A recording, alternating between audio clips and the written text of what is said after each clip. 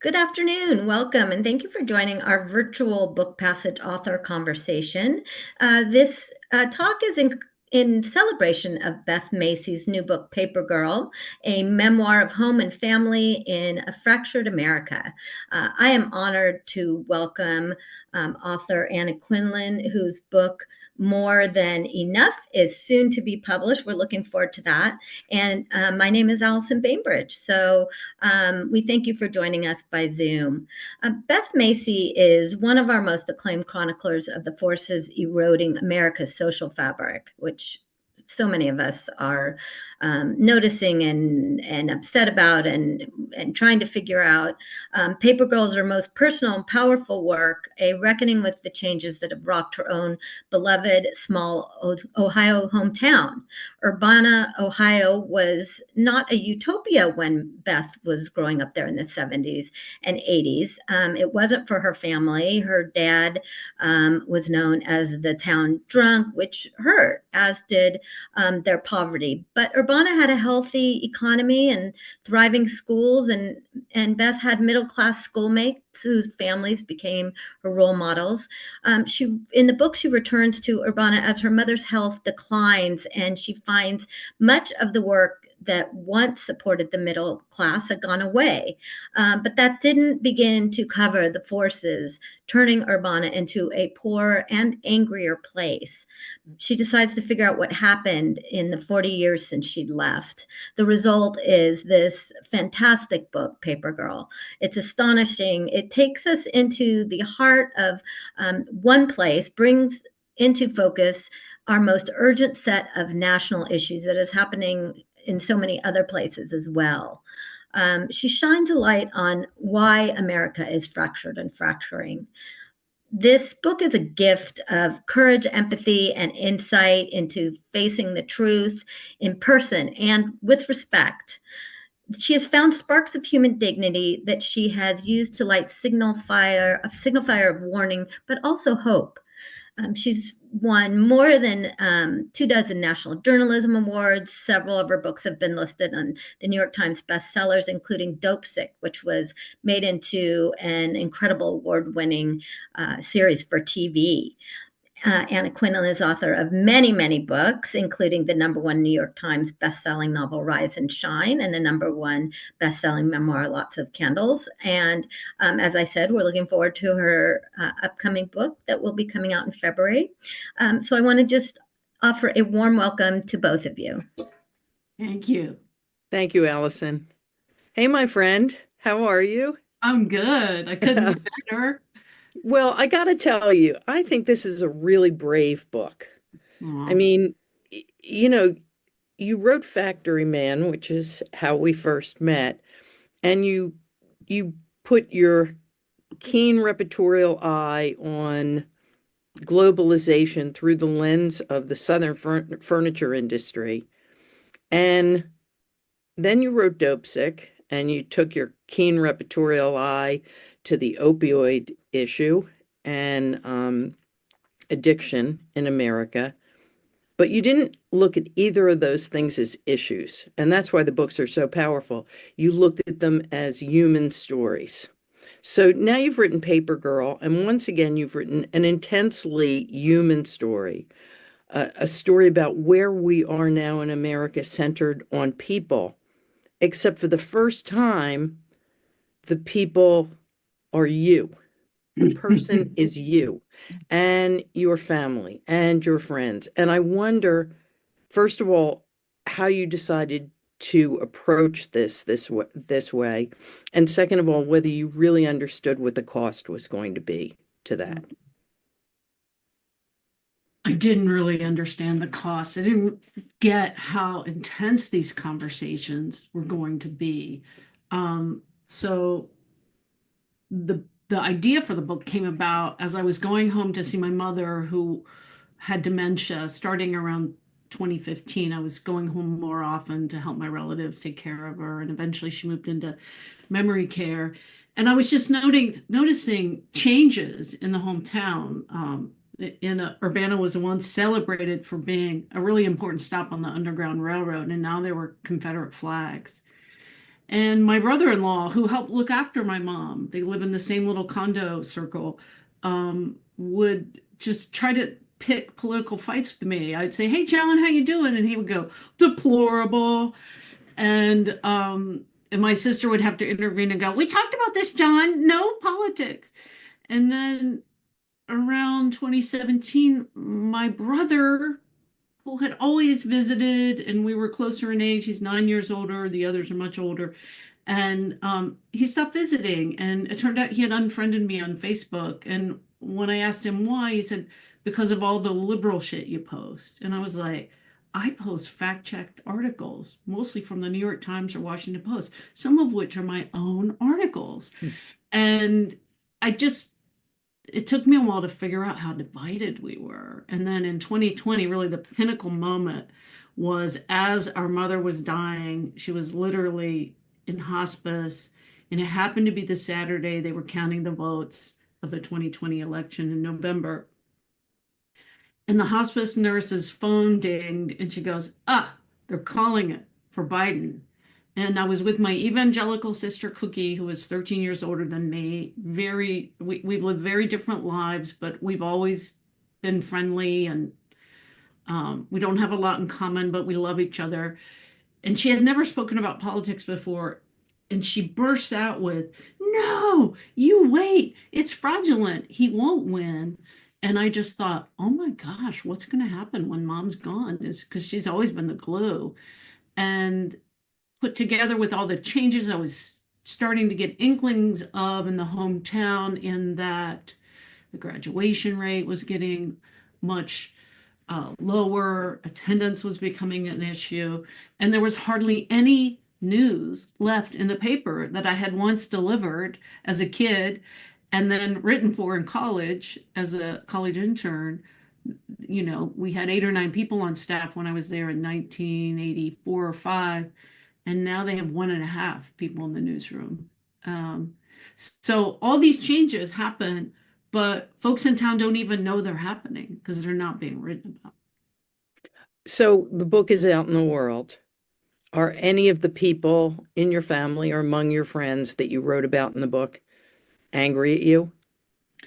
Well, my family, I fact checked everything with them, and I let them, in most cases, read the whole thing or read their parts. And my sister Cookie was upset that I got into a family division that we'd had long ago involving her husband, who had abused her children, their stepdad. It's And a it had, very upsetting part of the book, yeah, that it is. there's this very accomplished young woman who has grown up having spoken her truth about this, and her own mother won't acknowledge it. Right. It was not unlike the Alice Munro story that was breaking at the same Mm, time that I was mm-mm. putting the finishing touches on the book. And my editor kept pointing out, Scott Moyers at Penguin, great editor, he kept pointing out that all the kids I was interviewing were also saying that they had been molested. And even some of my friends would just volunteer that I had no idea. And he's like, it's the great untold story. And so my sister was upset, but I mean, she came to my book launch event in Oh, Urbana great. a couple weeks ago, and I was really grateful that she came. Um, Not going to get any love letters from the family, but we're all still talking. I had one friend that I wrote about, my first friend Joy, who was African American but anti-Black Lives Matter, and she felt that I had thrown her under the bus, even though I had permission to interview her and take notes and record with her permission. She felt she wasn't expecting to be such a central part of the book, and so I felt bad about that. Well, and we both know, we've both interviewed people who are very forthcoming, who watch us taking notes, who know what we do for a living, and then are kind of astonished when they see their words in print. Is Yeah, Joy the one who said, "How do you love past what you don't agree with?" yeah, which It's is one of my such, favorite lines from the book. it's fantastic. I mean, it really is one of the challenges that you talk about. And the other one is you talk about your brother. It's such a bellwether moment. You're in a restaurant. The waitress says, "Are you the one, are you the book writer?" And you say, "Yes." "How did you know that?" And she says about your brother, the same one who says, "All you do is post this liberal shit." He brags on you all the time. And Yeah. that's the kind of dichotomy that we have here in America. The brother who brags on you all the time and thinks you're full of it in terms of the factual material that you post on Facebook. Yeah. Yeah. That's where we're at. Yeah. Now, he did come around. I have to say he came around and he's kind of one of my major wins in the book. So we bought a little cabin up in the mountains here on a creek. And one of the things, so I called around and got all kinds of advice on how to have these hard conversations, talk to sociologists, political scientists, counselors. I even interviewed my old therapist, which was hilarious. It's just I remembered she didn't remember anything about me, which was funny. But so one of the first things I was told by a political scientist was like, stop talking about politics. You're more than just your politics. Like with your relatives, try to just see who you are together as human beings, do things together. And so we bought this cabin on a creek, and it came with a bunch of fishing rods in we call it the cabana. That's what it's really a bathroom and a tool shed on off the deck. And so I told Tim about it, my brother, and he's a big fisherman, and that was something we did together as kids. And I said, why don't you come up and teach me how to fish again? Because I haven't fished in years. I didn't remember how to set up the pole and the bobbin and all that. Wait, bobber? I can't think what the word is.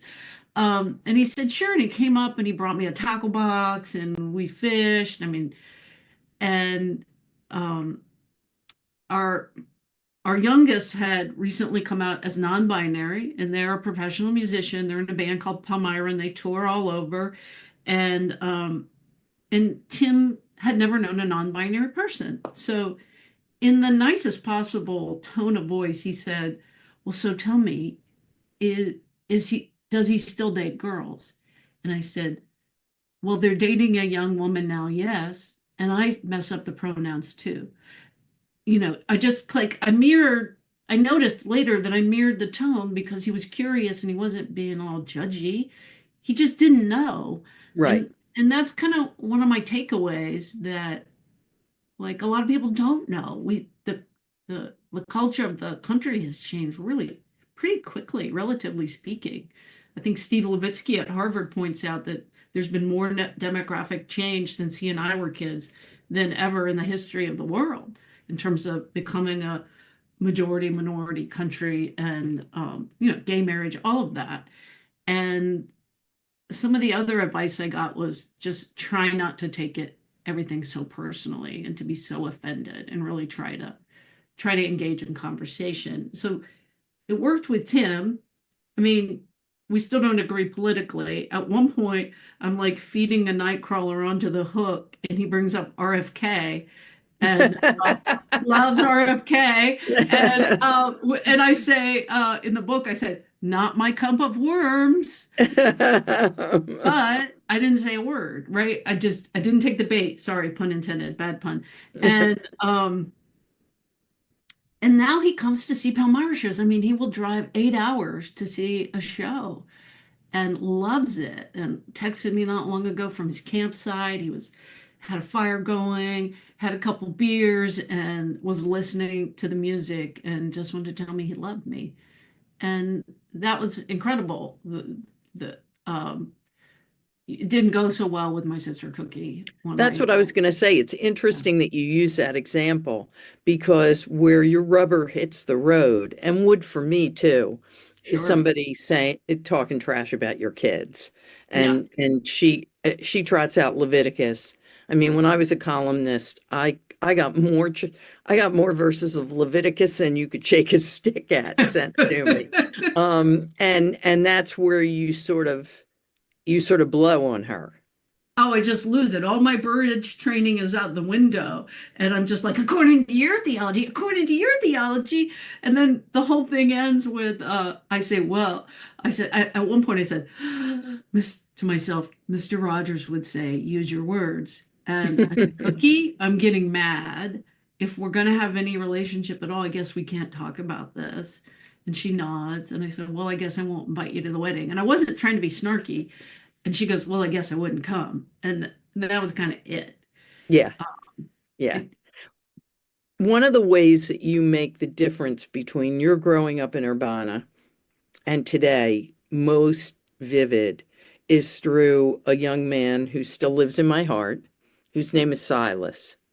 Can you talk a little bit about who Silas is and sure. the rock that Silas is pushing uphill Oh, just to try to catch a break? yeah. So I was casting about early on in the project for a young me to follow. And so I went to the teachers, counselors, youth center people, and I said, I'm looking for a poor but promising kid so I can try to compare my story growing up, leaving town 40 years ago compared to what it's like today. Because I write in the book that we were so poor, I got a full Pell Grant, but back then it paid the full freight of a 4-year college. I even got money for books, room and board, tuition. I even got work study jobs so I could have pizza and beer just like everybody else. And today, that same poverty level would only get 30% paid for, which meant we've taken the rug out from poor kids unless they're super exceptional, right? And so I'm just looking for a A minus B plus like I was a poor kid. And I had this huge affinity for marching band because I was the band president. And so one of the people I interview, casting about for young me, is the band director. And he tells me about this kid, Silas. I mean, a bunch of me, they all pointed me to Silas. And the level of trauma, I mean, what I say is like, if this was a map of his body trauma, and this was my trauma, mine would like barely cover his pinky. He had so much more trauma. He lost uh, his father to overdose. His mother was in and out of prison. A caregiver that he lived with briefly molested him for many years. He was homeless his junior and senior year while being the drum major of the band, the leader of the band. And, he was on stage with me at my home event in Urbana a weekend ago, a couple weeks ago, right before the book came out. And I said, Silas, how did you develop such resiliency? And he said, I created my own family where mine wasn't up to the task. And so he basically made his band director his dad. The band director's name is David M. Sapp, and in his phone he's listed as David M. Dad with 2 Ds. And he spent every lunch in the band director's office. The truancy officer, who's also kind of a main character in the book, she helped him when he was couch surfing in another district, sent a van to go pick him up, even though the superintendent didn't want to spend the money for it. And his English teacher looking out for him, he figured out a way, and he hustled. He really worked hard, Yeah, but working all the time. you talk about, I kept thinking of the Stations of the Cross. I mean, that's what he's trying to like get to this. He decides that he's going to be a welder, right? Because they're always going to need welders. And so he enrolls in this class and he has this crap car to try to get to where he's going to study. And he's a couple of weeks in when the car gives out. He's a couple days in. He starts summer term after he graduates from high school. He's got a double scholarship, but what he doesn't understand, he thinks he can use one for tuition and the other will help him get a decent car or maybe even an apartment nearby. It's rural, so the community college is an hour away from where he lives. So that's it. You got to have a pretty good car if you're going to drive 2 hours a day. And so, like, the second day, his starter bombs. His car was older than him by a couple of years. And then the family keeps dragging him down. His mother gets in a wreck and she gets a bad concussion, and he has to stay home with her. So, and it was an awful moment for him. It was so bad that he didn't even tell me about it until a couple months later when he was over it. And then by the fall, he re-enrolls and he actually does it, but it takes him 5 clunker cars and 4 jobs to get through this 10-month program. You know, it just struck me that we're talking all the time about things like social media and kids are on their phones and stuff like this. But his besetting problem is poverty. It's just as Yeah. simple as that. And all of the ladders that allow you to step out of it. I mean, I'm really involved with higher education. I have been for many years on boards and so on and so forth. I was astonished to discover how minimal the Pell Grant is at this point. Oh, Claiborne Pell is like screaming into the void about this because yes, the he Pell is. Grant was the engine of upward mobility. I reached out about the book to Connie Schultz, who, of course, is one of ours, a Pulitzer Prize winning journo, and also is married to Sherrod Brown, who is currently running to get back his seat in the Yes. United States Senate. And Connie had exactly the same story that you had. Went to Mm, Kent State. It was all mm, paid for because of Pell Grants, and was very well aware of the fact that the Pell Grant now is a shadow of its former self. yeah, yeah. And you saw that start to begin in the 80s when uh, Reagan appoints Bill Bennett, who, and then they start cutting, cutting, cutting. And he calls the idea, the very notion of higher ed as a tool of upward mobility, he calls it sociological flimflammery. And then in the 90s, you see all these state legislatures cutting funding for state colleges. And, that is more than triple since I went to college, and the purchasing power has just gone down and down for the Pell Grant. It's gone up a little bit It's every year, but it doesn't cover 30%. anything. It's so bad in Urbana that it even affects your high school reunion, the Yes. division. Yes, yes. Somebody called another friend a white supremacist, and then the planning committee sort of erupted. There was a death threat. A lot of people didn't go to the last one. And so, I mean, including one of the planners didn't go. He was a firefighter and he had recently retired. We were both class clown. I was the female class clown and he was the male class clown. His name is Dave Cornute. So one of my techniques for reporting, and you were mostly a reporter in New York City, so you might not have access to that technique, but I've done it for all the books. I drive around with people and I just, because they see things and it reminds them to tell me things. So I'm driving Canute around, recording with his permission on my phone, and he's showing me all the places where he's Narcan people as a firefighter. And then he starts saying, well, that person's QAnon. He's QAnon. She's QAnon. And I'm thinking, I know bullshit. I was class clown too. Is he making this up? I mean, I couldn't believe it. So sure enough, I went out with a couple of them for coffee, and they are. I mean, they meet once a month. They have wine together. There's about 9 of them in my class, and I was just astonished. I mean, the nicest woman in the world. She thinks when Biden was president, she said he's dead, and that's an actor playing him with a face mask, and I'll Right. send you proof. Yeah, latex. And um, Michelle Obama is a trans woman. Tom Hanks and Oprah are pedophiles. I mean, it's just, you didn't get the vaccine, did you? Bad move. I mean, she's just, I can't even get a word in. And I mean, she was never a close friend, but a very sweet person, just kind of like the one that takes on all the gathering people for the reunion. And I was astonished by that. And then even more surprised by, my close friends believing similarly. Joy, for instance, thinks that George Floyd wasn't killed by Derek Chauvin Right. and that children are identifying as cats and bringing litter boxes to school. But the And thing that I was intrigued by is, one of the things I've always loved about growing up in America at a time when women suddenly had opportunities that they had never had before is this sense of individualism.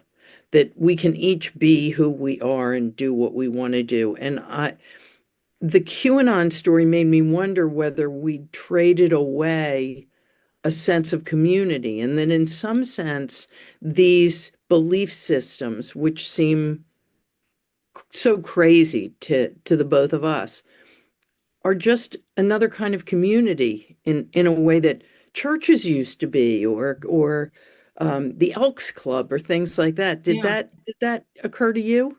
absolutely.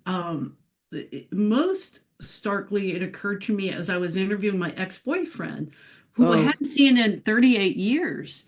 And I just had this inkling. It was a Saturday, and I was like, that'd be kind of a fun reporting stunt to like interview your ex-boyfriend for your memoir. And also, I'll be honest to you, because it's you, AQ. I was like, I'm really curious what he looks like. I know we all are, right? Right? So I texted him out of the blue. I had heard he had gone from being very NPR tote bag carrying to Bernie, and then to Trump. Well, he'd And been a reporter, right? yeah, he had been a Yeah. reporter for the Springfield paper, and not for many years, but he had been for a good 15, 20 years. And so I reached out to him. I told him exactly what I was doing, and recorded the interviews, took notes and all that. And you know he just has such different views.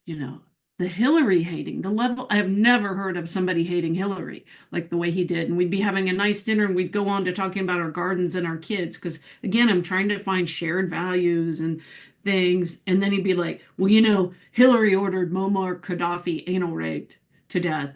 And it just kept coming back up. And then I finally said, like, where do you get your news from? And he spent 4 to 7 hours a day on this website out of Cyprus, which was basically Russian propaganda. And when I'm asking him how he went from Bernie to Jill Stein to Trump, he says, well, when he wouldn't vote for Hillary, his church community, his friends, his deacon that was trusted, took him out for beers, they said. And then they basically said a vote for Jill Stein is a vote for Trump. And they really, according to him, they made him feel really bad about it, and or just angry is probably a better word. And so he cut off all of his friendships of many, many years, and he found this community online. And that was similar to the class reunion organizer. She had seen another classmate who lived in Florida posting something on Facebook, and it was really intriguing. It kind of scratched that dopamine itch, like, wait till you see what's coming next. First they stole the election, and now this. And so she reaches out to her, and then she starts sharing it. And then, as Terry put it, once you've been red pilled, you don't go back. And she said, no, you're welcome. You've been red pilled now. And I'm just like, I don't think so. So social media is a bad actor here. Oh, totally. Plus all the role of how it destroyed news, digital news, took all Craigslist, Facebook, took all I mean, you probably were gone from the newspaper before all these changes happened, and it hasn't impacted the New York Times that much because they are so good at online. But my paper, the Roanoke Times, where I worked for 25 years, when I came here in 1989, there were 65 reporters, and now there are 6. And we just don't know what we don't know. And but there's all this, lies spread on on social media 6 times faster than the truth, according to Maria Ressa, the Nobel-winning journalist out of the Philippines. Um, and there's something about the community it provides and the ease with which it provides it, that it's really easy for people to get lost in it and hard to get them back out of it. But one of the underlying parts of this, which was really writ large in your encounter with Bill, who's your former boyfriend, is somebody says he's really angry. And you feel like over and over again, what you're encountering is next level anger Yeah. about what? Well, he'll start with, the Iraq War was based on lies. He's not wrong about that. He'll start with globalization. He's not wrong about that. Like we are. So I was at a You Democratic. wrote that book. I did write that book, and I was at a Democratic fundraiser last night with a really cool Virginia delegate. He's the only Democrat west of Richmond, and he's our delegate, and I love him. He reminds me of a young Obama, and he said when he goes out knocking on doors, he meets people who in their around their kitchen table have felt no difference between Obama, Trump, Biden, and Trump. Nothing in their lives has gotten better, and the Democrats aren't reaching out to them. They're failing to see the people that are hurting, and Bill similarly, not in great financial shape. I mean, I think he inherited his house, but he was growing all this food in the backyard because he thought that the apocalypse was going to happen, and maybe he wasn't wrong about that. And had a half of a cow in his freezer so he could help his neighbors, he said. And um, so while I'm reporting the story at the tail end, this in the lead up to the 24 election, the big story in Springfield, where Bill lives, is that the Haitians, they're The eating Haitians. pets, they're Yeah. eating the dogs. And Bill emerges as the spokesman against the Haitians. I mean, that was a whole nother level of, he didn't used to be racist that I knew of. The last thing he posted on Twitter was about the great replacement theory. I mean, he just went further and further into the far, far right. And in February, I had finished the book, but I could still add things. And he had told me he didn't have health insurance because he thought Obamacare was a racket. Really sad. Really sad. He was 63 and he got pneumonia, and he had a little bit of money. He could have just gone to the hospital, or charity care would have helped with that. But he didn't go until it was too late. And then he died of pneumonia. And when I interviewed his daughter, it was too late to put it in the book, but I interviewed his daughter maybe 6 or 8 weeks later. And she basically told me the same story about his friends making him feel attacked, and he found his own community. And she said, I mean, the last thing she said was, the internet killed my dad. Wow. Yeah. That's powerful. Yeah. And then at the end, she thanked me and she said, I thought you were going to be one of my dad's crazy right-wing friends. Oh. But do you feel like a lot of the roots of this anger, or most of the roots of this anger, are economic? Yeah, I feel like a lot of it is. That there used to be this kind of economic American dream where each generation would do better than the one before, Yeah, and that's not happening anymore? yes. I mean, think of how expensive college is. So I have a good friend is my hairdresser, Mary Margaret, and I mean, she's like one of the smartest people I know. I love her so much. When I was out in the writer's room for Dope Sick in Hollywood, I was supposed to be there for 6 months, but then COVID happened.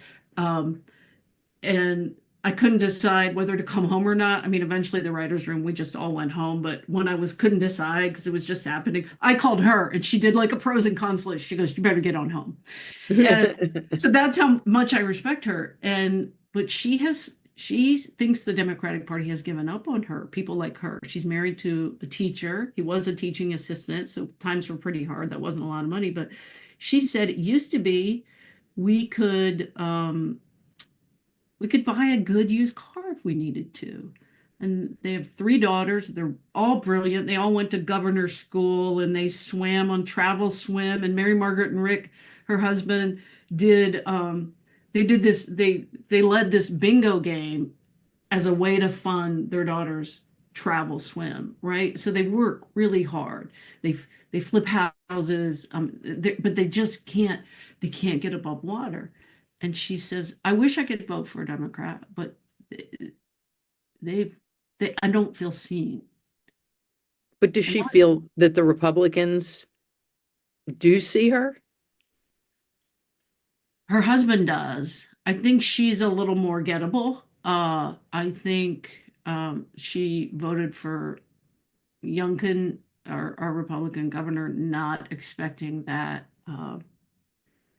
that Roe would fall, and that worried her, the girls, her daughters, and who now have like pretty big student loan debt, and they're all going into helper fields. They're becoming counselors and social workers, and I mean, think about that. It's really tough out there. And over and over again, all kinds of smart public figures have said what you just said, Mary Margaret says, which is get back to kitchen table issues. The Democratic Party needs to let people know that they understand their pain. But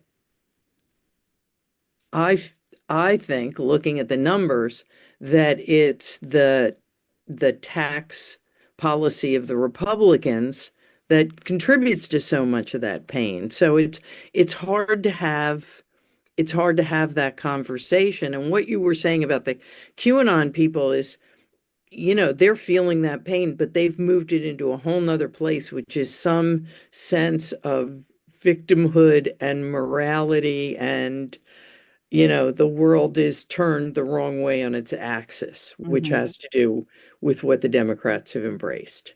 Yeah. And they're almost evangelical about it. Like when she said, now you've been red pilled, like Now you know. now I know.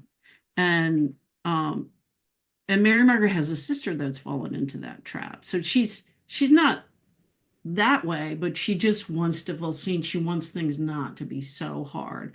She also thought Obamacare was a racket because she earned just a little bit too much, to qualify for the supplement. And I see where she's coming from. Yeah, yeah. I think there's sort of two heroines of this book. One is the school truancy officer who goes to places where people greet her with guns Guns and try to get attack kids to dogs. school. Yeah. Yeah. That was a real shock. The first shock was like all the factory, because there is still a fair amount of manufacturing. Like, great. If you're going to have such a low college going rate, then it's good you have some jobs, but they can't get people to show up for the jobs. So they're having to do things like flex time or bus in the Haitians from Springfield, right? I was just going to say the Haitians show up. I know they do show up and they do their job. And a lot of the factories were hurt by globalization too. But where was I going? Sorry, The truant officer. Oh, the truant officer. So she's bound and determined. Bound and determined, and she puts 110,000 miles on her car, driving all over the county. I mean, she's delivering kids who are late to school, but it's the same parents that aren't showing up for work, that aren't getting up and sending their kids to school. And unintended consequence of the gerrymandered ruby red state legislature in Ohio, they basically deregulated homeschooling. So now a lot of these parents who aren't sending their kids to school but aren't really providing an education can say they're homeschooling. I mean, they hand her a post-it note. It's basically a one-page form, and some people won't even do that. So there's this scene in the book where we show up outside of this beautiful farmhouse. I mean, just gorgeous. And the dogs come rushing out. There's a sign with a bullseye, and it says, "If you can read this, you are in range." And she wants me to take a picture. Well, first she waits for the deputies to arrive. And they say, we're not going to knock on the door because we're afraid he will come out shooting, because they've been there before and he had threatened.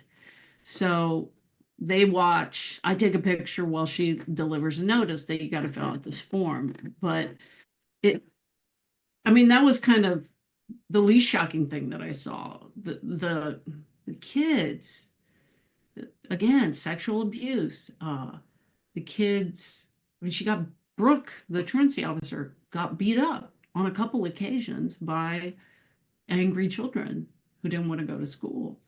And it's just shocking what she sees. And the numbers, I mean, my friends who live in Urbana or in the professional class, they would say, well, it's not any different from any other small town. I say, well, maybe. I think it's a microcosm. But I say, if you look at like the, you can say, it should be like, why are you following the truancy officer? Why aren't you following the person who heads the honors class, right? But the data bears it out because kids are dropping out because they're credit deficient and they're not going to school. And the graduation rate has dropped 12 points in a decade. And then when I talk to the fire chief and the police chief, the number of emergency calls for mental health have just skyrocketed. They opened a new federally qualified health center in town a couple of years ago, and right away, all the appointments were booked out 6 months for mental health, but they saved 2 slots a week for suicidal calls.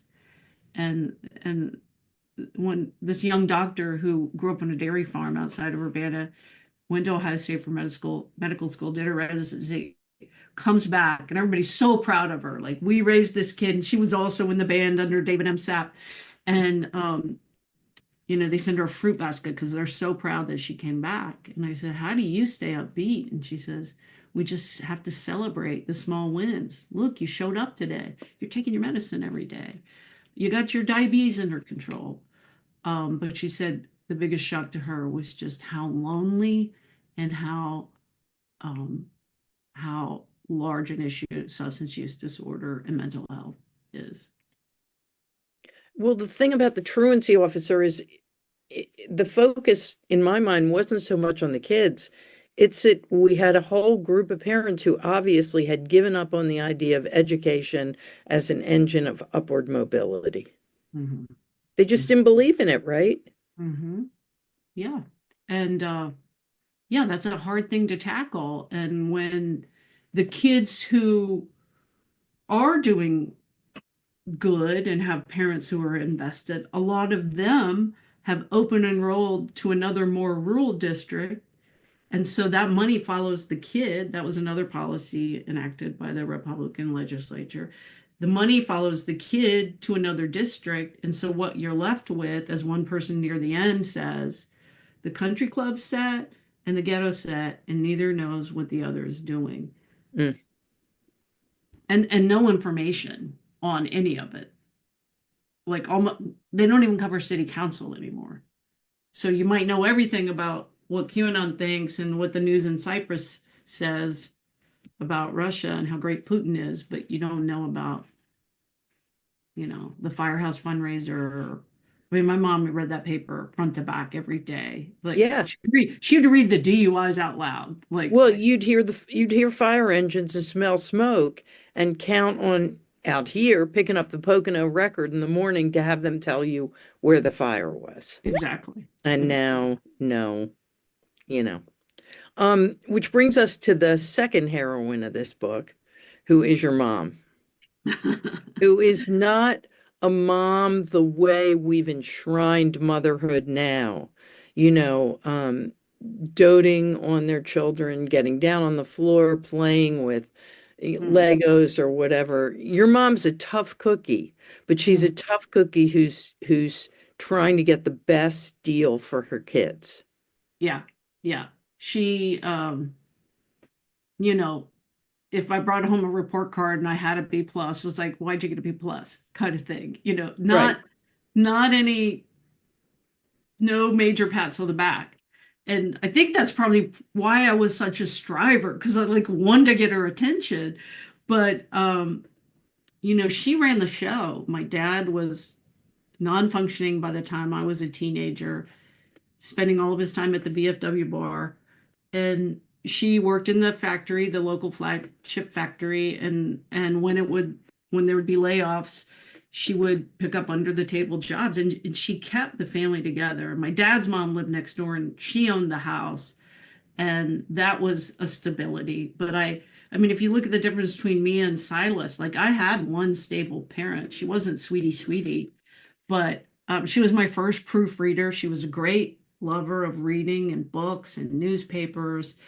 And we had kind of a spicy relationship, like spiky, difficult.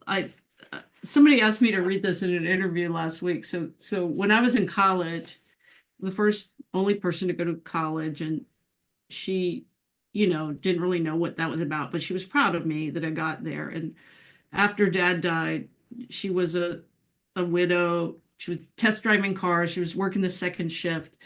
And I had called her once, and she just wasn't very supportive. And I wrote her this mean over the top letter about you should be more supportive. I don't have that letter. I'm really glad. I don't want to read it. But anyways, so that weekend You were young. You were I was young. You young didn't and know what dumb it. and angry and anxious.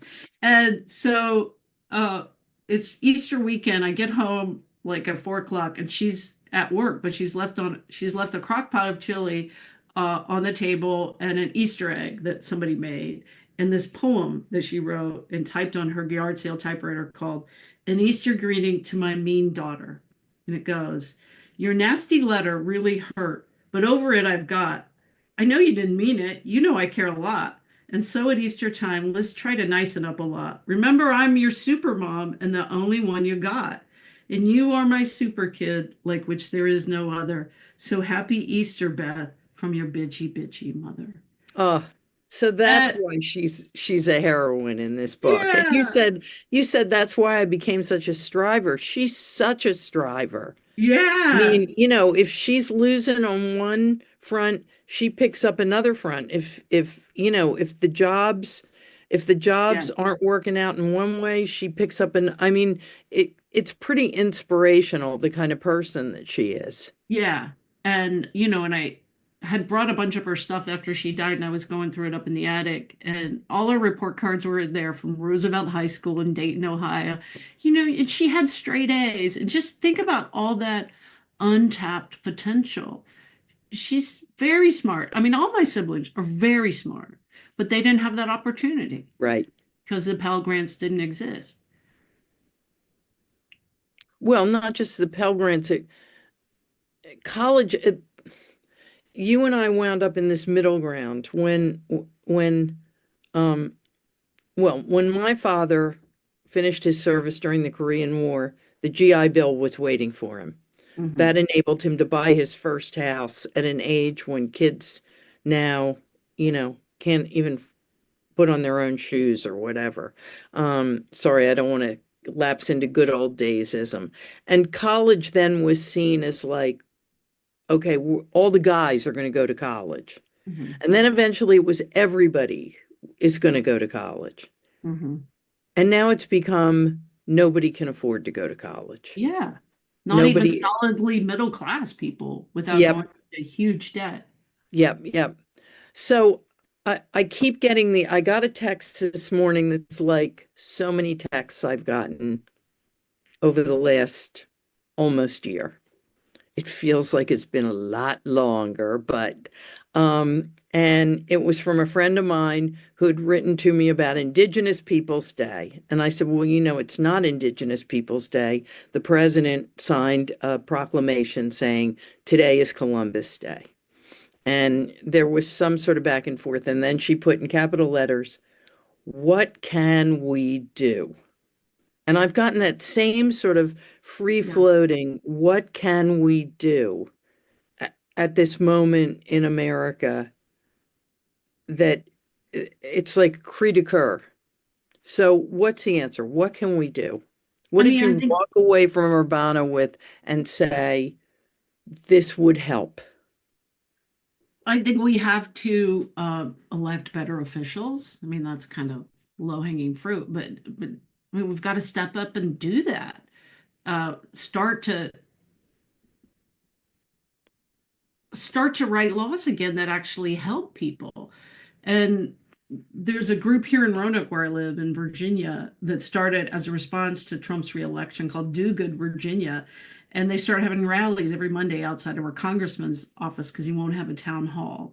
And so many unexpected cool things have come out of these disparate groups of people. It's mainly young retirees who have never protested in their life. It's people who can afford to take Monday lunch off. And we have gotten to know each other, and we bring food for the food pantries that have been hurt by the USDA cuts, and we bring diapers to uh, a diaper bank for low-wage moms. And, people are starting to run for office now because of this group. And she has these teach-ins afterwards where we bring in, because there's not very much media covering how the impact, what the local changes are, we bring in people to these teach-ins that are held at the library, which is right next to the congressman's office. We just walk over and we learn about this. It's like the newspaper version of what's happening that doesn't exist anymore and how we can help. And we brought in the speaker from DC, Andrea Pitzer, who's a journalist who wrote a great book called One Long Night. It came out about 6 years ago. It was a social history of concentration camps. And when she wrote it, I thought, concentration camps, what's she talking about? Like, why now a history of concentration camps? But I mean, look, what's it called? Alligator Alcatraz. That's a concentration camp.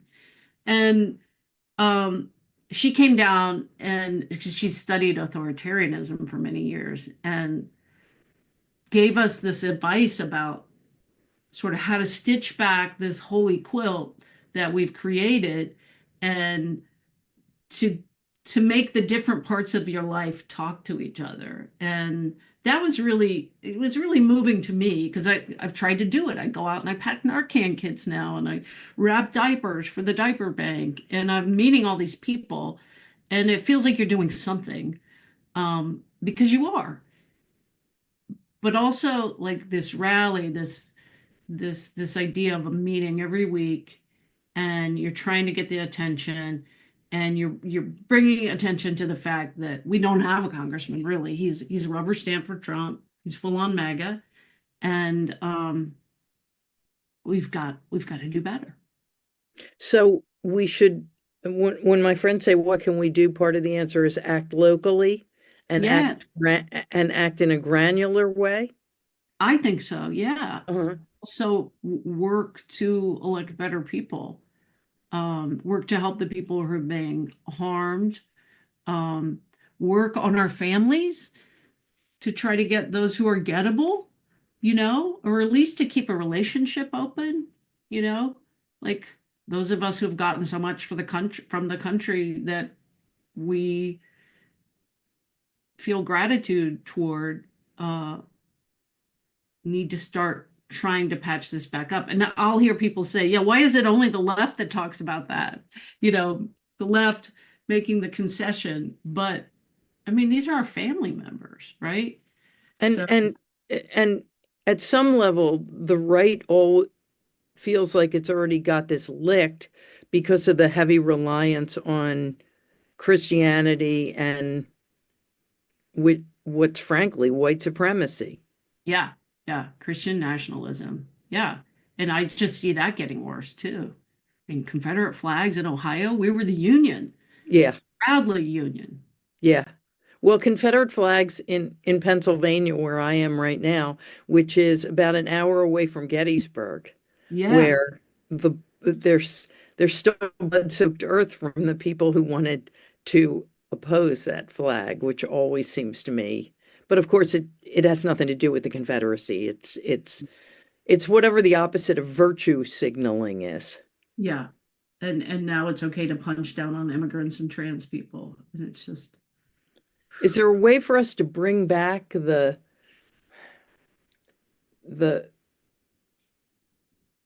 the underlying beauty of school and what school can give us?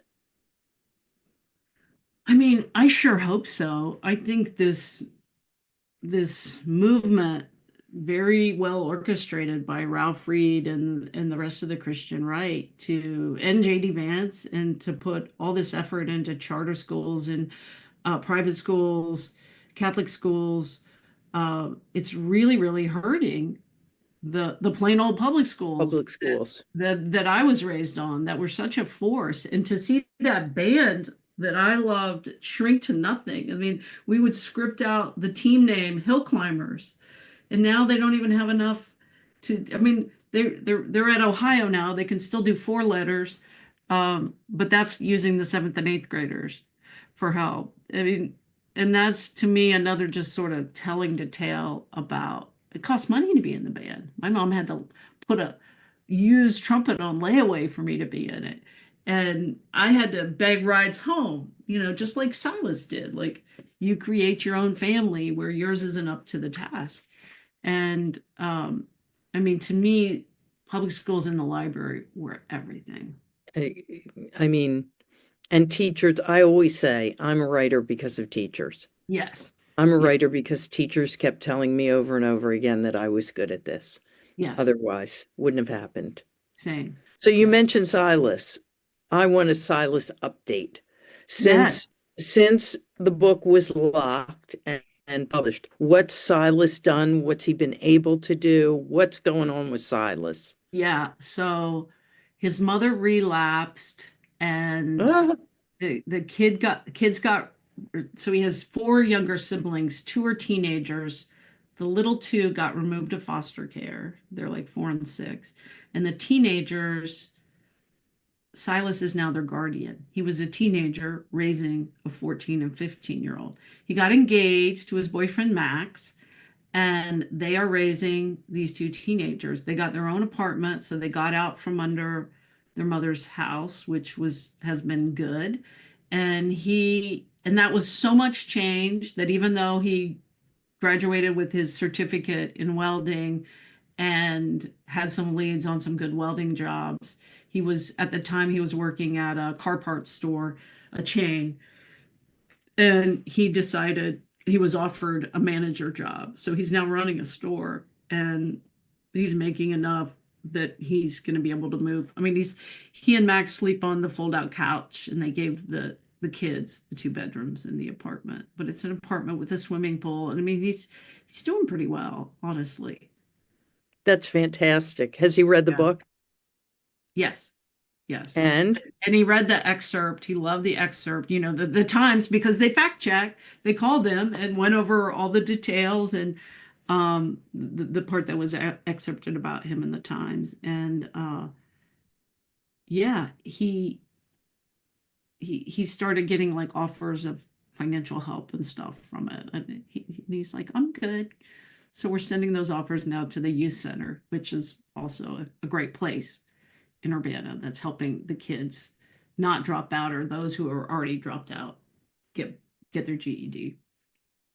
how has Urbana as a whole responded to the book?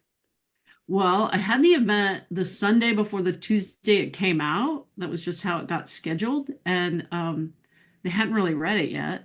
So that made it a little easier on me.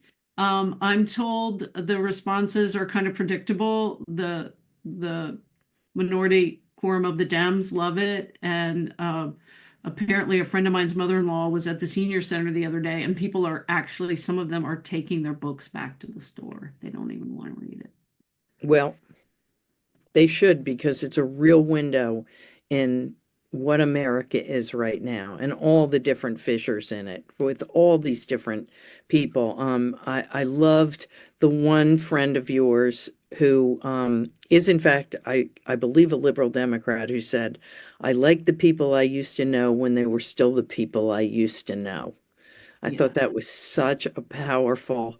quote because of what's happened in all our families, among our friends, among our communities. Do you have any ideas for how we get out of this? Oh boy. I'm just trying to do small bore things, as you said. I'm the vice chair of the board of New York Public Radio, and we're trying to take care of the whole system because we're the biggest affiliate in the system because all of these smaller stations need all kinds of help. So I'm trying to do that. I'm trying to do things at the school, the private school the boys went to, trying to do some stuff for colleges and universities and Planned Parenthood, just had a fundraiser here for a woman who's running for the chief judge. And before that had something for WVIA, which is public television and radio out here. So just trying to to find the wedge in. yeah. Oh. Well, Allison, are we Yep, time. we're at time. Thank you both so much for everything you do in keeping us informed and helping your communities. Your writing, it means a lot to all of us readers and to independent bookstores like Book Passage. And that's going to lead me into asking people to please help keep funding independent bookstores. Book Passage has always has all of Anna's books available. Beth's books are there. Please order from Book Passage. You can go online and order through our website and read this wonderful story. I think what was so effective to me and powerful was just how real it was. You didn't go to some town that you had never been to. You grew up in this town, and then you're reflecting on it again with empathy and personal knowledge. And so thank you so much, Beth, for that. And we'll see you guys next time in the next book. All right. Beth, I'm waiting to see what you do next. You too. I'm looking forward to February 24th. Okay. All right. Thank you so much. Take care. Take care. Thanks. Thanks, Anna. Bye-bye.